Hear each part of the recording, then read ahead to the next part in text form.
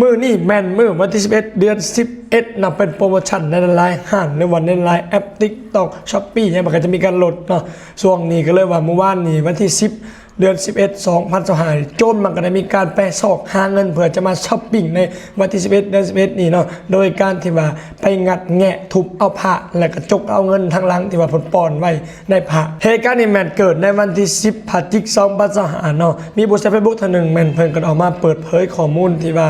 ได้มีโจรไปลักทุบล้างผ้านอนแล้วหลังจากนั้นไม่มีการจกเอาเงินในผ้านั้นทั้งในตัวผ้าและพอที่ว่าเวลาผลสางผ้าใช่ไหมมันก็จะมีการปอนเนาะปอนเงินปอนข้ามปอนยังใส่โจรมันก็ไปอ่านใส่ตอนนั่นแหละคาดว่าจะเป็นไปสวงที่ว่าพระทรงองค์ข้าเจ้าอยู่ในวัดมันเพิ่นบ่อยู่เนาะและวันนี้เหตุการณ์นี้มันเกิดอยู่ที่วัดบ้านนาเมืองคำเกิดแขวงบริคำไซและหลังจากที่ว่าทั้งวัดเพิ่นในหูข่าวเลยเพิ่นก็ได้มีการรวบรวมข้อมูลแล้วก็ส่งให้ทั้งเจ้าหน้าที่ตำรวจแล้วก็ทั้งภาคส่วนที่เกี่ยวข้องให้ลงมาเบิ่งพื้นที่แล้วก็สืบสวนสอบสวนตามหาโจรที่มาลักเอาไป